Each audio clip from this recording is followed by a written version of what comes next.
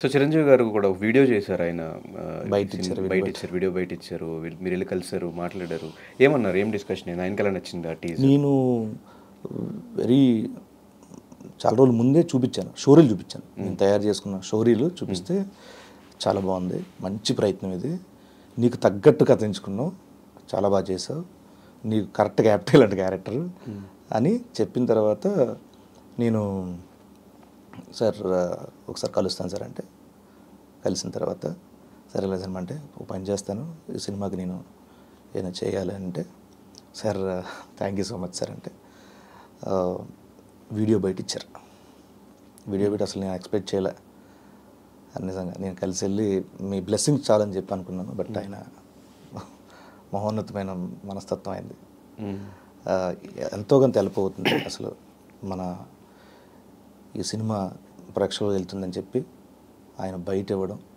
నిజంగా ఇచ్చిన తర్వాత ఎంతమంది ఫోన్లో ఎంతమందికి రీచ్ అయిందో. సడన్గా ట్రైలర్కి ఉన్న వ్యూస్ టప్పని పెరిగిపోయినాయి. అందరు చూసే ట్రైలర్ చాలామంది ఫోన్స్ ఊర్ల నుంచి ఎక్కడి నుంచి ప్రతి నాకు వాట్సాప్లో ఎవరో ఒకరు పంపించడం లేకపోతే ట్యాగ్ చేయడం. అప్పటి వరకు రాజు యాదట అలా వెళ్తుంది. సడన్గా దుమ్మలేసింది. సో ఆ విషయంలో నిజంగా చాలా నేను అదృష్టవంతుని. కాదు, ఆయన మీకు డైరెక్ట్ టచ్ చిరంజీవి గారు. ఆయనతో పాటు ట్రావెల్ చేశారు ఫ్లైట్లో. ఆయన మిమ్మల్ని ముంబై తీసుకెళ్ళి అక్కడ మీడియాకి మిమ్మల్ని పరిచయం చేసి మళ్ళీ తీసుకొచ్చి సేమ్ ఫ్లైట్లో మళ్ళీ మీరు ఎన్నిసార్లు ఆల్మోస్ట్ ఒక 20-30 టైమ్స్ ఈజీగా కలిసి ఉంటారు చిరంజీవి గారిని. ఫస్ట్ కలిసినప్పుడు గుర్తుందా మీకు? ఫస్ట్ ఎలా కలిసారు? ఏం జరిగిందో గుర్తుందా? అంటే ఫస్ట్ నేను తెలియకుండా ఒకసారి కలిసాను. సార్కి నేను తెలియదు, అప్పుడు కలిసా. దూరం నుంచి చూసి వచ్చేసాను అంతే. నేను తెలిసింది ఫస్ట్ ఖైదీ నెంబర్ 150 అపోలో హాస్పిటల్. మానిటర్ దగ్గర కూర్చున్నారు, అలీ గారని సార్ కూర్చున్నారు. నేను ఆల్రెడీ ఉన్న సంగతి తెలుసు ఆ సినిమాలో. ఎందుకంటే సారే జబర్దస్త్లో కుర్రాడు బాగా చేస్తున్నాడు నాగబాబు గారు చెప్పారంట. నా ఎపిసోడ్లో 2-3 చూసిన తర్వాత ఎంకరేజ్ చేయించిండని చెప్పి పెట్టించారు. తర్వాత నేను అపోలో హాస్పిటల్కి షూటింగ్కి వెళ్ళా. మాట్లాడుకుంటే ఎక్కడ గెటప్ పెడి అని అనగానే అలీ గారు అదిగో అనగానే సినిదా అని పరిగెట్టుకుంటూ వెళ్ళి కూర్చున్నా. అది ఫస్ట్ మీటప్. ఈ డిస్కషన్స్ ఏమైనా గుర్తున్నాయి? టీ తాగుతావా, కాఫీ తాగుతావా, ఇంకేం సంగతులు, ఏ ఊరు, అమ్మ నాన్న బాగున్నారా, అందరూ బాగున్నారు సార్ థ్యాంక్స్. అంటే ఇప్పుడు ఇన్నిసార్లు కలిసాను కానీ ఇప్పటికీ మాట్లాడడం రాదు ఆయన దగ్గర. నాకు ఏదో మొత్తం మడతాడిపోతూ ఉంటుంది కలిసినప్పుడల్లా. అంటే చిన్నప్పటి నుంచి పెంచుకున్న అభిమానం అవన్నీ ఆపేస్తూ ఉంటాయి. అంటే పుసుక్కున అలాంటి వ్యక్తుల దగ్గర మనం టంగ్ ఎంత కంట్రోల్ పెట్టుకుంటే అంత బెటర్. పుసుక్కున ఏమైనా మాటలు ఏమైనా తప్పు జరుగుతామా, ఏమైనా రాంగ్ టాపిక్లు వచ్చేస్తాయా అని కంట్రోల్ చేసుకుంటూ ఏం మాట్లాడాలి ఏం మాట్లాడకూడదు నాకు అనుకున్నాను. యాక్చువల్లీ మనం కూడా క్లోజ్గా మూవ్ అయ్యాం కాబట్టి చిరంజీవి గారు అంటే మీకు అభిమానం ఉందని ఎప్పటి నుంచో ఉందని విషయం తెలుసు. బట్ కొన్ని కమెంట్స్లో అది మీరు క్లారిటీ ఇస్తాను ఓకే, లేదన్నా ఓకే, ఆయన మీద అభిమానమా లేకపోతే ఆయన మీద భయమా, ఆ ఫ్యామిలీ మీద కొన్ని కమెంట్స్, దాని గురించి ఏం చెప్తారు? నేను ప్యూర్లీ అభిమానం, అంతకు మించి ఇంకేం లేదు. ప్యూర్లీ అభిమానం. నా చిన్నప్పుడు ఫోటోలు ఉంటాయి. నా చిన్నప్పుడు ఫోటోలు ఆయన గెటప్లు వేసుకొని అవన్నీ చాలా ఉంటాయి. నేనంటే అభిమానాన్ని ప్రూవ్ చేసుకోవడానికి అసలు అవసరం. అభిమానాన్ని ప్రూవ్ చేసుకోవడానికి ఆయన మీద అభిమానమా భయమా అంటే అభిమానమా భయమా, లేదంటే ఆ ఫ్యామిలీతో అసోసియేట్ అయితే మనకు కొంచెం ఆపర్చునిటీస్ ఎక్కువ వస్తుంది, ఇండస్ట్రీలో కొంచెం ఫేమ్ ఎక్కువ వస్తుంది. నేను సినిమాలు చేసిన మెగా ఫ్యామిలీలో ఏ హీరోలతో తెలుసా? చిరంజీవి గారితో, ఇంకా కళ్యాణ్ గారితో చేయలేదు. కళ్యాణ్ గారితో చేయలేదు. ఓకే. ఇంకా ఇంకెవరున్నారు? ఇంకెవరితో చేయలేదు అయితే? రంగస్థలం చేశాను. రంగస్థలం అది సుకుమార్ గారు నన్ను చూసి జబర్దస్త్ చూసి ఒక క్యారెక్టర్ ఉందని పిలిపించి పెట్టించారు. ఇంకా అంతే. ఇంకెవరితో చేయలేదు, ఇద్దరితో. ఇంకేంటి, ఇంకేం భయం, అదంతా ఓకే. దాన్ని ఇప్పుడు ఇంతమంది కమెంట్లు చేసి మంచిగా ఎంకరేజ్ చేస్తున్నప్పుడు అదే తీసుకోవాలి.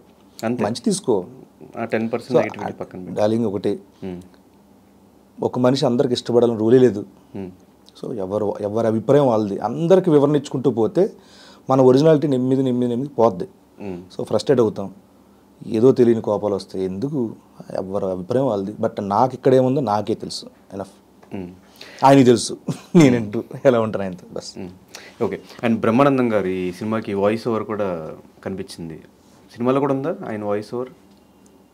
బ్రహ్మానందం గారిది టీజర్లో పెట్టించాం కావాలంటే. ఓకే, సినిమాలో లేదు? సినిమాలో లేదు. ఓకే. ఆయన కామెడీ బ్రహ్మ, మీ అందరికీ గురువు గారు. అయ్యో, God memes, God and what not, is everywhere.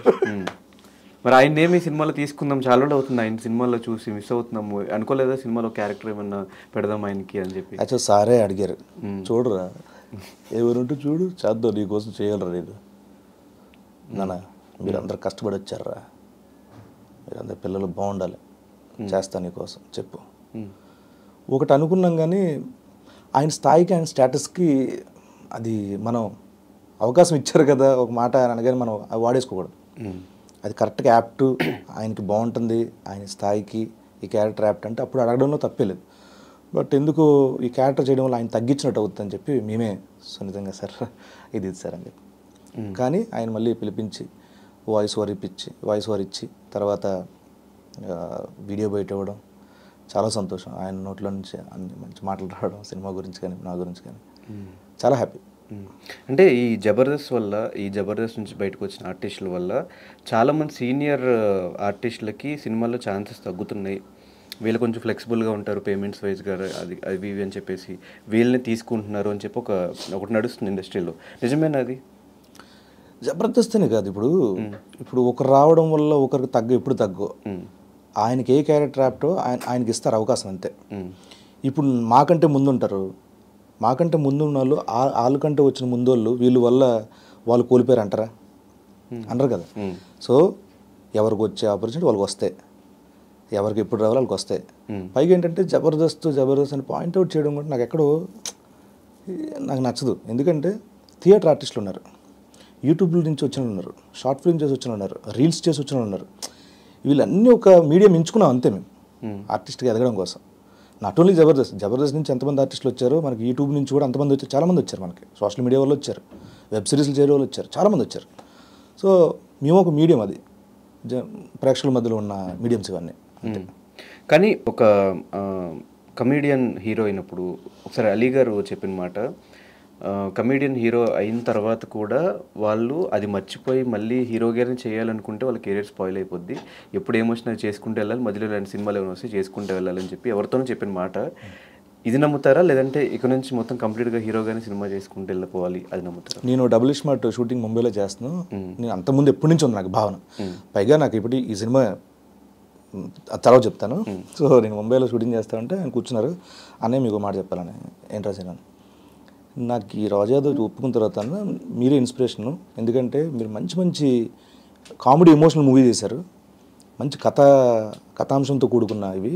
So అవి చూసిన తర్వాత ఇలాంటి మంచి కథలు వస్తే చేసుకుంటూ మీరు సరదాగా ఇమీడియట్గా మళ్ళీ ఆ మరుసటి వారం వచ్చే సినిమాల్లో కామెడీ క్యారెక్టర్లు ఉండే, అలా చేయాలని కోరిక నాకని చెప్పారు. కరెక్ట్ డెసిషన్ అదని చెప్పన్నారు. నాకు ఎప్పటి నుంచి ఉంది ఇమీడియట్. ఇప్పుడు నాకు ఎందుకు, ఇప్పుడు రాజు యాదవ్ రిలీజ్ అయిపోయింది, నెక్స్ట్ వీక్ నుంచి 10 మూవీస్ ఉన్నాయి నాకు మళ్ళీ కామెడీ క్యారెక్టర్లు చేసుకునేవి. నాకు అస్సలు లేదు. పైగా ఇది ఒక ఫుల్ లెంత్ క్యారెక్టర్ చేసిన ఫీల్ అవుతాను అంతే. మిగతా సినిమాలో చిన్న చిన్న క్యారెక్టర్లు చేస్తున్నా, ఫుల్ మీడియం రేంజ్ క్యారెక్టర్లు చేస్తున్నా. దీంట్లో 2.5-2:15 minutes ఉన్న క్యారెక్టర్ చేశాను అని ఫీల్ అవుతాను. అండ్ ఈ క్యారెక్టర్ ప్రతి సినిమాలో క్యారెక్టర్ సెలెక్షన్ ఎలా చేసుకుంటావు బ్రో? కొన్ని వాళ్ళే ఇన్బిల్ట్గా వాళ్ళు రాసి మంచి ఇచ్చేస్తారు. ప్రశాంత్ హనుమాన్లో ఉంది, హనుమాన్లో క్యారెక్టర్ రాసిన తర్వాత ఎక్స్ప్రెషన్స్ అవంతా ఇన్బిల్ట్ మీరు చేస్తున్నా, లేకపోతే అవి కూడా ఆయనే చెప్పి మ్యానరిజం ఎక్స్ప్రెషన్స్ అవంతా వాళ్ళే చెప్పారు? ఎవ్రీథింగ్ ఆయనే. నేను ఖాళీ గొట్టంలో వెళ్ళాను అక్కడికి అంతే. మ్యానరిజమ్స్ అవంతా కూడా ఒకటి ఇట్లా లేపుతుంది, అవి కొన్ని అదే మాట్లాడుకుంటూ ఆయన చేస్తే బాగుంటుంది చూడండి ఒకసారి అని నేను వెంటనే చేసి చూపించాను. సో మనం అన్వయించుకున్న తర్వాత క్యారెక్టర్ నుంచి మోర్ ఇది వస్తుంది, ఎందుకంటే అప్పుడు కూడా గెటప్లో ఉంటాం, ఆ పళ్ళు అవి దాంట్లో ఉంటాం కాబట్టి మనం చేస్తే ఇంకొంచెం రెట్టింపు హాస్యం వస్తుంది. సో ఆయన చెప్పిన గెటప్లో కూడా 6-7 సార్లు లుక్ టెస్ట్లు చేసి మొత్తం అంతా బాగా వర్క్ చేయించారు దానికి సినిమాకి. కానీ ఒక కమెడియన్ కంటే ఆర్టిస్ట్ అనేమో బ్రో. నాకు నిజంగా అదే ఇష్టం, ఆర్టిస్ట్ నాకు అదే ఇష్టం. ఎందుకంటే నేను కోరుకున్నది ఏంటంటే క్యారెక్టర్ ఆర్టిస్ట్ అవ్వాలని. ఒక మన ప్రకాష్ రాజ్ గారు, ఎస్వి రంగారావు గారు, కోట శ్రీనివాసరావు గారు, వీళ్ళందరిలాగా అవ్వాలి నాకు అదే కోరిక. యాక్టర్ అంటే అన్నీ వచ్చేస్తాయి కదా, కామెడీ చేయాలి, అన్నీ చేయాలి. సో కమెడియన్ అనేకు ఏమో నన్ను ఒకదానికి ఏమైనా పరిమితం చేస్తారా? అవును, స్కిట్స్ వేసిన తర్వాత ఆల్మోస్ట్ 1000 పైన ఉంటాయి కదా స్కిట్స్ మీరు వేసినవి. అదే మెయిన్ అదే స్కిట్స్ వేసిన తర్వాత 10 ఏళ్ల పాటు చేసాం ఒక దాంట్లో జబర్దస్త్లో, అంటే ఆబ్వియస్లీ కమెడియనే కదా. కానీ దాని నుంచి తర్వాత నాకు మంచి వచ్చాయి, అంటే ఆర్టిస్ట్ వీడియో అని చెప్పుకునేంత సినిమాలు వచ్చాయి నాకు పొలిమేర కానీ కొన్ని సినిమాలు ఉన్నాయి. దాంట్లో ఎమోషన్స్, యాంగరు అవన్నీ చూసిన తర్వాత అరే ఓకే వీడు అన్నీ చేస్తాడు అని నమ్మారు. అలాంటి క్యారెక్టర్లు కూడా చేస్తున్నాయి ఇప్పుడు కొంచెం ఇంపార్టెన్స్. 1 day 2 days క్యారెక్టర్ కూడా చేస్తున్నా. ఎందుకు ఇంపార్టెంట్ అయితే ఇంపార్టెంట్ అది 1 day క్యారెక్టర్ అయినా ఆ సినిమా అంతా వచ్చి ఒక ట్విస్ట్ చెప్పి వెళ్ళిపోయాడు అనుకో, ఆడు గుర్తుంటాడు.